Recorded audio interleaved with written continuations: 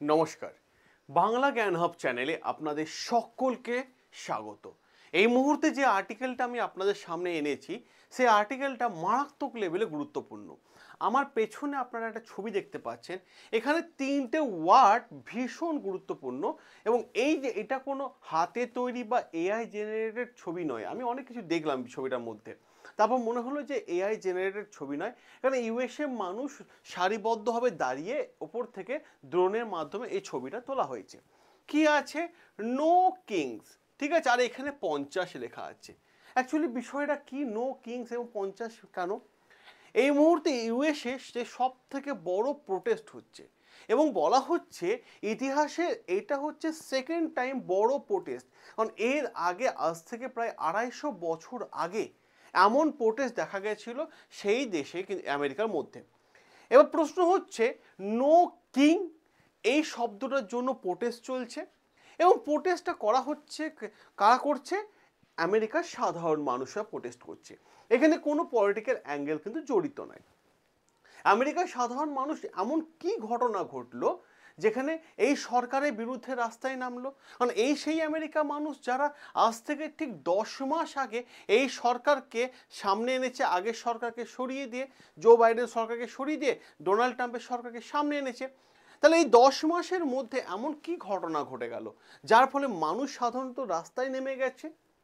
কেন রাস্তায় নামলো আর এই প্রোটেস্ট কেন হলো এবং ডোনাল্ড ট্রাম্পের এই প্রোটেস্ট সম্পর্কে তার রিয়াকশন কি ছিল, কি তথ্য এসেছে, আমরা প্রত্যেকটা বিষয় আমি আপনাদের সামনে তুলে ধরবো। তার আগে আমি আপনাদের সামনে এই ছবিটা আগে ক্লিয়ার করে দিই। এই ছবিটা কিন্তু কোনো সাধারণ ছবি ভাবলে অসুবিধা আছে, সত্যি মানে অনেক কিছু তথ্য আছে ছবিটার মধ্যে। আসুন আমরা আজ থেকে ঠিক 250-300 বছর আগেকার ইতিহাস জেনে নিই, তারপরে বর্তমান ঘটনার সাথে আমরা আলোচনা করে দিচ্ছি এই ভিডিওতে। দেখুন এখানে একটা শব্দ আছে, নো কিংস। মানে কি?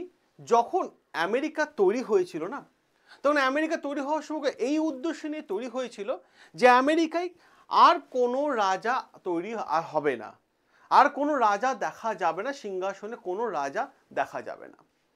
এই উদ্দেশ্য নিয়ে 1776 সালে সেখানকার যে রাজা ছিল, সেই রাজা যদি আমরা দেখি কিং জর্জ III, তার নাম ছিল কিং জর্জ III, এনাকে উৎখাত করার পর 1776 সালে এই উদ্দেশ্য নিয়ে তৈরি হলো যে রাজার শাসন আমেরিকা থেকে সর্বকালের মধ্যে ভেঙে দেওয়া হলো। এবার এখানে চলবে মানুষের শাসন, মানুষ যাকে ভোট দিয়ে নির্বাচন করবে সেই সরকার প্রেসিডেন্ট ডিসাইড করবে এবং সেই সরকারই কিন্তু সব বিষয়গুলো মেনটেন করবে আমেরিকার মধ্যে। তাহলে হঠাৎ করে আমেরিকার মধ্যে এমন কি ঘটনা ঘটলো যে আমেরিকা নিজেকে একটা সুপারসনিক পাওয়ার কান্ট্রি মনে করে, যে আমেরিকা ডলারে প্রচুর গুরুত্বপূর্ণ আছে, যে আমেরিকা ইকোনমিক্সের দিক থেকে ভীষণ স্ট্রং, মিসাইলের দিক থেকে ভীষণ স্ট্রং, বিশ্বের বিভিন্ন দেশকে অ্যাডভান্স মিসাইল বিক্রি করে থাকে, নিউ টেকনোলজির সাথে মিসাইল বিক্রি করে থাকে। তাহলে অর্থনৈতিক দিক থেকে কিন্তু ভীষণ পরিমাণে স্ট্রং একটা কান্ট্রি। এবং সাথে সাথে যদি দেখা যায় বিশ্বের প্রচুর দেশ আমেরিকাতে তারা মাল এক্সপোর্ট করে, আমেরিকা সেই মালগুলো নিজের দেশের লোকেদের বিক্রি করে। তাহলে আজ হঠাৎ 10 মাসের মধ্যে নির্বাচিত একটা সরকারের বিরুদ্ধে কেন সাধারণ মানুষ রাস্তায় নামলো? এইটা হচ্ছে বড় প্রশ্ন। দেখুন এই প্রশ্নের উত্তর দেওয়ার আগে, তার আগে আমি আপনাদের একটা কথা বলে দিই। জাস্ট 3 দিন আগে ডোনাল্ড ট্রাম্প একটা এআই জেনারেটেড ভিডিও তিনি তার টুইটার হ্যান্ডেলে পোস্ট করেছিলেন এবং তিনিও পোস্ট করেছিলেন এবং ওনার সাথে যে ওনার যে মিনিস্টার আছেন জেডি ভেন্সও কিন্তু ভিডিওটা পোস্ট করেন। ভিডিওতে এমন কি ঘটনা ঘটেছিল যার জন্য সাধারণ মানুষ রাস্তায় নেমেছে? ভিডিও ঘটনা ঘটেছে যে যেখানে ডোনাল্ড ট্রাম্প একটা ফাইটার জেট চালাচ্ছে এবং সেখানে তিনি মুকুট পরে আছে, মুকুট মানে রাজারা যে মাথার ওপর মুকুট পরতো না, সেই মুকুট পরে আছে। তো আমেরিকা তো তৈরি হয়েছে নো কিং জোন হিসাবে। আমেরিকার যে লাস্ট মানে রাজা ছিল 1776 সালে, তাকে উৎখাত করে দেওয়া হয়েছে কিং জর্জ IIIকে, যে ভাই রাজার শাসন চলবে না, আমরা রাজার শাসনের সঙ্গে থাকবো না, ঠিক আছে। তা হঠাৎ করে এমন একটা ভিডিও যে মুকুট পরে ডোনাল্ড ট্রাম্প ফাইটার জেট চালাচ্ছে এবং যেদিন ফাইটার জেটের নিচে যেদিকে যেদিকে মিসাইলগুলো টার্গেট এরিয়ায় পড়ে ওইখানে কি বলবো আপনাদের আর মানুষের মল ফেলা হচ্ছে এবং সেই মলটা সাধারণ মানুষের ওপর গিয়ে পড়ছে। তো এরকমই একটা নোংরা ভিডিও ডোনাল্ড ট্রাম্প কিন্তু সেটা পোস্ট করে থাকেন। আর যখনই পোস্ট করা হয় তখনই আমেরিকার সাধারণ মানুষ এই সরকারের বিরুদ্ধে রাস্তায় নামে, কারণ আমেরিকার সাধারণ মানুষ বলছে এই ট্রাম্প নিজেকে রাজা না ভেবে বসে নাই। কেন বলেছে না ভেবে বসে নাই? কেন বলছে? কারণ ট্রাম্প নিজেকে রাজা ভেবে নিয়েছে।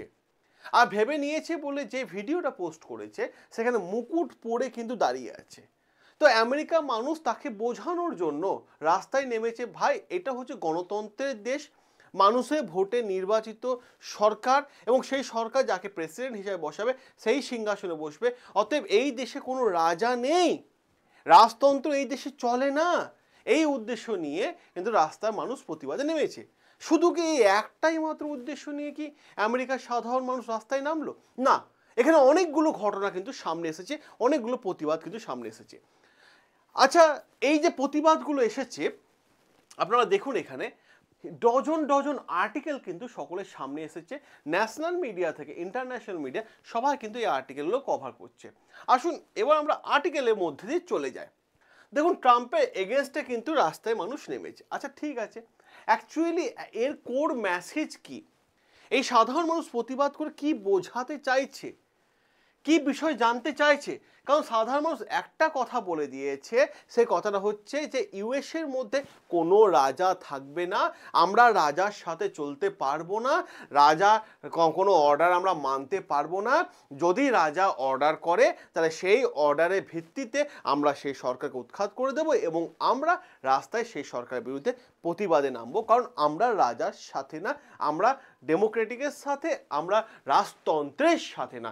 এই উদ্দেশ্য নিয়ে কিন্তু আমেরিকার সাধারণ মানুষ প্রোটেস্ট করছে, নো কিংস, পরিষ্কারভাবে প্রোটেস্টে রাস্তায় নেমে গেছে।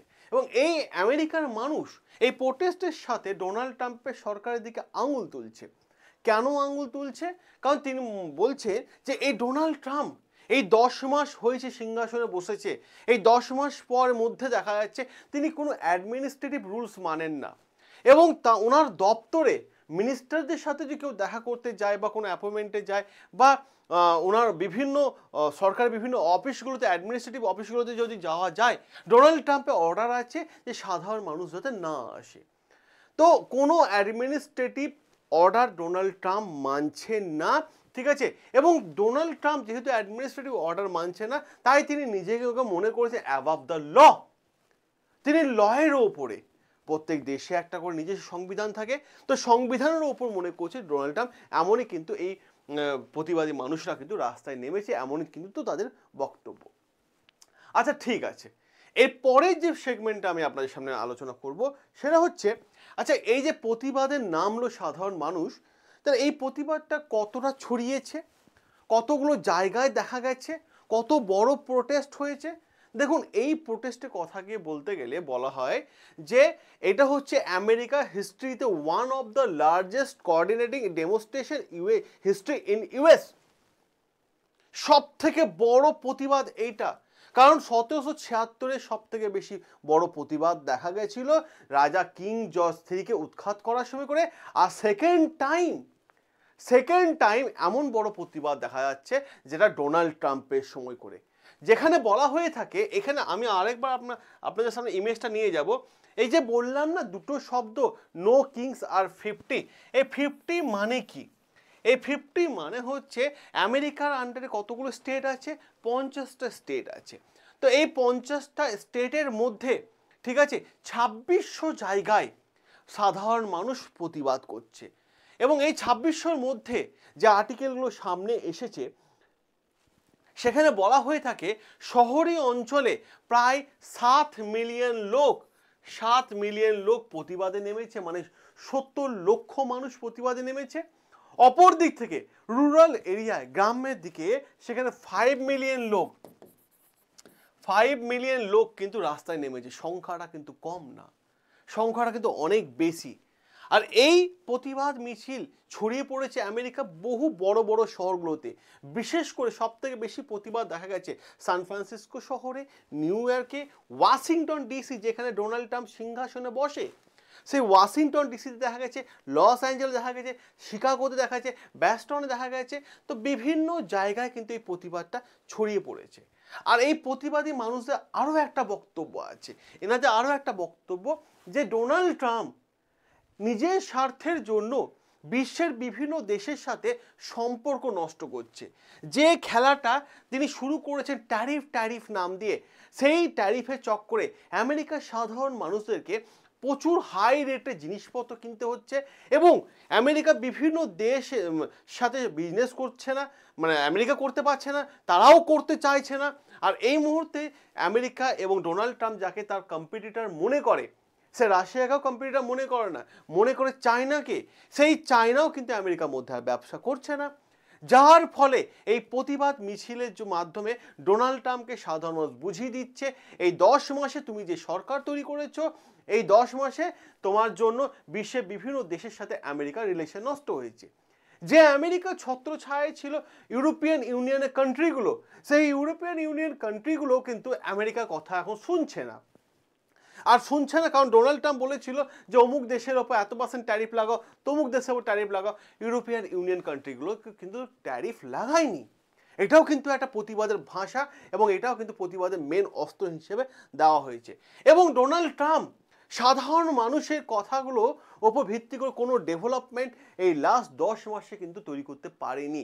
সাধারণ মানুষকে বলা হচ্ছে যে একদমই পাত্তা না দেওয়া একটা সরকার, ঠিক আছে, যারা সাধারণ মানুষকে পাত্তাই দেয় না, সাধারণ মানুষের সঙ্গে কথাও বলে না, সাধারণ মানুষের অভাব অভিযোগ তার মিনিস্টাররাও কিন্তু শুনতে চায় না, যার জন্য মানুষ রাস্তায় নেমে এসেছে। তাহলে এখানে একটা জিনিস ক্লিয়ার, তাহলে আমেরিকার মানুষ রাস্তায় নেমে এসেছে। আর একটা বড় ইতিহাস, সেটা হচ্ছে রাজার ইতিহাস, সাথে সাথে ওনার হিস্ট্রি, যেহেতু সরকার পরিচালনা, অ্যাডমিনিস্ট্রেটিভ শাসন এইসব পরিচালনা ঠিকঠাক মতো করতে পারছে না, যার জন্য কিন্তু মানুষ আরও কিন্তু রাস্তায় নেমে এসেছে। এবার প্রশ্ন হচ্ছে এই প্রোটেস্ট আর একটা গুরুত্বপূর্ণ জায়গা, কেন এত বড় প্রোটেস্ট এই মুহূর্তে দেখা যাচ্ছে আমেরিকার মধ্যে, যে সুপার কান্ট্রি বলা হয়ে থাকে। তো এইটাকেও যদি আমরা একটু ভালোভাবে আলোচনা করি, তার আগে আমি বলবো যারা গুরুজনরা দেখছেন তারা প্রত্যেকে বলবো একটু চ্যানেলটাকে সাবস্ক্রাইব করে নিন, কারণ অনেক ইনফরমেশন আপনারা এখানে পাচ্ছেন। যদি মনে হয় মানুষের কষ্টের ফল মূল্য দেবেন, তাহলে অতি অবশ্যই চ্যানেলটাকে সাবস্ক্রাইব করে নেবেন এবং ভিডিওটাকে লাইক করে দেবেন। আসুন এবার আমরা আলোচনা করি প্রোটেস্ট কেন। ট্রাম্প একটা এক্সিকিউটিভ পাওয়ার পেয়েছে, প্রেসিডেন্ট হয়েছে। এক্সিকিউটিভ পাওয়ার পাওয়ার পর ট্রাম্প কিন্তু এটাকে রং ওয়েতে রান করাচ্ছে, ভুল তথ্যের দিকে রান করাচ্ছে, এমন কিন্তু আমেরিকার মানুষ প্রতিবাদ তুলছে। আর এটাও প্রতিবাদের ভাষা হয়ে গেছে যে এক্সিকিউটিভ অর্ডার যখন তখন যা খুশি পাস করে দিচ্ছে। দেখুন, কোনো একটা অর্ডার বা কোনো একটা ল যদি আনতে হয়, সাধারণত পার্লামেন্টে গিয়ে জানাতে হয়, দুই পক্ষ এগেনস্ট পার্টিরা প্রতিবাদ করবে, তার পর যে রেজাল্টটা বেরিয়ে আসে তারপর সেটাকে এক্সিকিউটিভ অর্ডার হিসেবে মানা হয়। ট্রাম্প এখানে ওয়াশিংটন ডিসিতে বসেই অর্ডার পাস করে দিচ্ছে যে এটা ওই, এটা হ্যান, এটা ত্যান, ঠিক আছে। এটা পার্লামেন্টের কোনো আলোচনা এবং দেশবাসী এই লয়ের পেছনে মতামত নেওয়ার প্রয়োজন বোধ করছে না ডোনাল্ড ট্রাম্প। এটাও কিন্তু একটা বড় প্রতিবাদী বিষয়। এবং সাথে সাথে ডোনাল্ড ট্রাম্প সে তার নিজের পছন্দের লোকেদেরকে বড় বড় উচ্চ পদে তাদেরকে নিয়োগ করছে, বিশেষ করে ইন্টেলিজেন্সিতে নিয়োগ করছে, যেটা নিয়োগ প্রক্রিয়া কোন দেশে কে অ্যাম্বাসেডার হবে, আমেরিকা কাকে অ্যাম্বাসেডার করে পাঠাবে, সেটা ডোনাল্ড ট্রাম্প ডিসাইড করছে। সেটা কিন্তু পাও ক্ষমতা আছে তাদের সেনেটদের নেওয়ার। আমেরিকা কোর্ট সেটা জানিয়েছিল ডোনাল্ড ট্রাম্পকে যে সেনেটদের নেওয়ার ক্ষমতা, আপনি কেন ডিসিশন নিচ্ছেন। তো এই ডোনাল্ড ট্রাম্প সব কিছু ডিসিশন নিজে নিচ্ছে, কোনো এগেনস্ট পার্টির সাথে কাউকে আলোচনা করছে না। এবং যে মানুষটা তার ক্যাপাবিলিটি অনুসারে জব পাওয়ার কথা বা পজিশন পাওয়ার কথা, সে মানুষটা তার পজিশন থেকে বিচ্ছিন্ন হচ্ছে এবং সেখানে ডোনাল্ড ট্রাম্প নিজের পছন্দের লোকেদেরকে কিন্তু বসিয়ে দিচ্ছে। অপর দিক থেকে দেখা যায়, যখন ডোনাল্ড ট্রাম্পকে কোর্ট ডেকে পাঠালো এবং আপনি বিভিন্ন দেশের ওপর কেন ট্যারিফ চাপাচ্ছেন, তাতে অর্থনীতি কীভাবে ডেভেলপ হবে, তখন তিনি আরও একটা প্রতিবাদের ভাষা উঠে আসছে। তখন তার যে বিষয়টা দেখা যাচ্ছে, সেই বিষয়টা হচ্ছে বড় ইন্টারেস্টিং বিষয়, এবং সেই বিষয়টা হচ্ছে যে জজকে মানে যে জজ সাহেব রয়েছেন রায় দেবেন, সেই জজ সাহেবের এগেনস্টে চলে আসে ডোনাল্ড ট্রাম্প এবং জজের ওপর প্রেসার ক্রিয়েট করছে, সততার ওপর চাপ সৃষ্টি করছে এই ডোনাল্ড ট্রাম্প। এটাও কিন্তু প্রতিবাদের ভাষা। অপর দিক থেকে যদি আমি আরেকটা দেখা যায় যে আমেরিকা যে ইলেকশন হচ্ছে সেখানে ডোনাল্ড ট্রাম্পের পার্টির সামনে রয়েছে আদার্স পার্টির মেম্বারদেরকে প্রতিবাদ আদার্স পার্টির মেম্বারদেরকে সামনে আসতে দিচ্ছে না বা রাস্তায় নামতে দিচ্ছে না বা সংগঠন মজবুত করতে দিচ্ছে না এই ডোনাল্ড ট্রাম্প। অপর দিক থেকে যদি দেখা যায় প্রেস, ডোনাল্ড ট্রাম্প কি করেছে যে প্রেস মিডিয়া, সে মিডিয়া নিজের পছন্দের মিডিয়ার লোকেদেরকে ডেকে ইন্টারভিউ দিচ্ছে, আদার্স কোনো চ্যানেলে মিডিয়াকে তেমন ইন্টারভিউ দিচ্ছে না। আর তার জন্য সিভিল রাইট অর্গানাইজেশন যেটা আমেরিকা মিডিয়া সংগঠন, তারাও কিন্তু এই প্রতিবাদে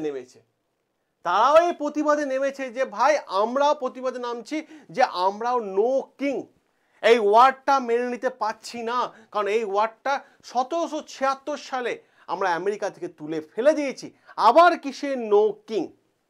এবং সাথে সাথে এমন ঘটনা, এই প্রতিবাদ হওয়ার পেছনে আরও একটা বড় ঘটনা আছে।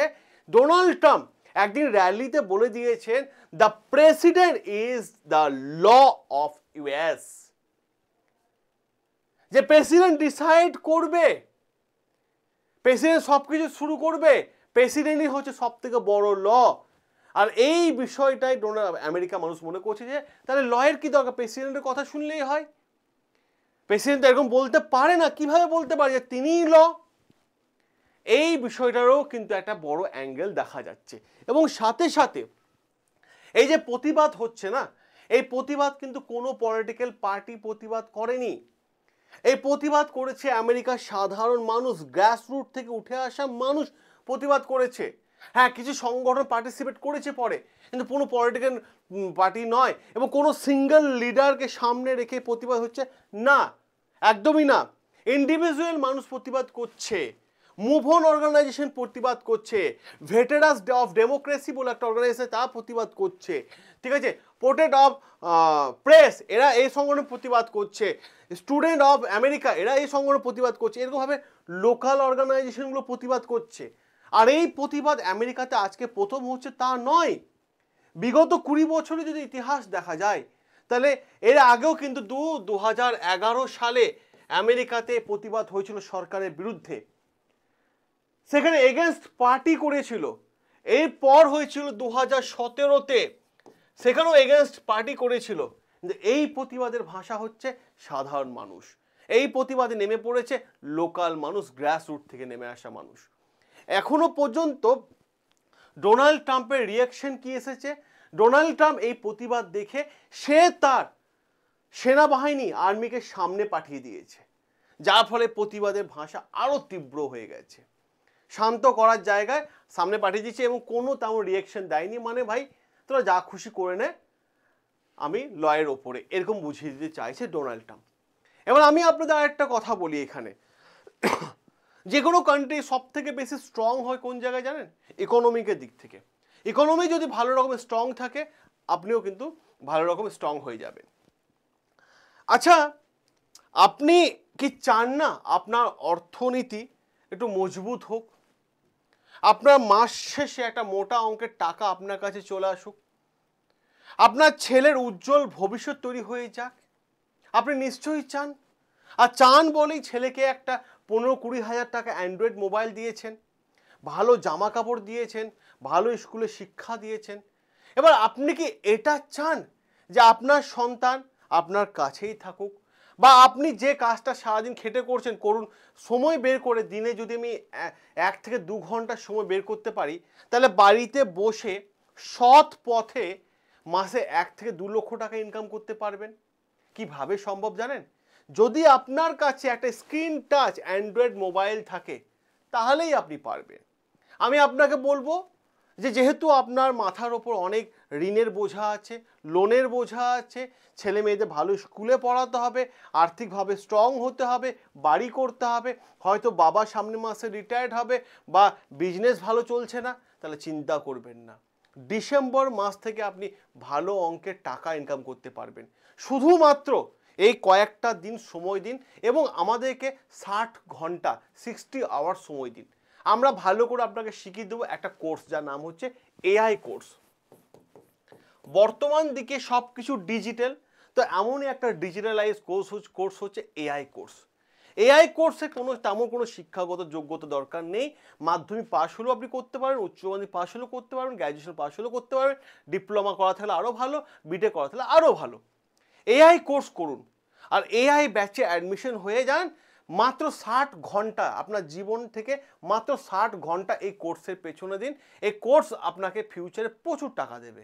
বাড়িতে বসে ইনকাম করতে হবে এবং সেটা আপনি বাড়িতে বসেই করতে পারবেন। ছেলেকে অ্যান্ড্রয়েড মোবাইল দিয়েছেন, এবার ছেলেকে ভবিষ্যৎ উপহার দিন। এটাই কিন্তু আপনার কর্তব্য। আর এআই ব্যাচে অ্যাডমিশনের জন্য এই নাম্বারে যোগাযোগ করুন, হোয়াটসঅ্যাপ করুন 9332813134। এই হোয়াটসঅ্যাপ নাম্বারে জাস্ট একটা হাই এআই লিখে পাঠান।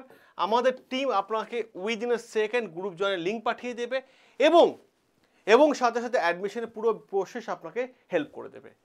সকলে ভালো থাকবেন, সুস্থ থাকবেন, সাবস্ক্রাইব করে নেবেন বাংলা জ্ঞান হাব চ্যানেল। দেখা হবে আপনাদের সাথে নতুন আরও একটা আর্টিকেল নিয়ে।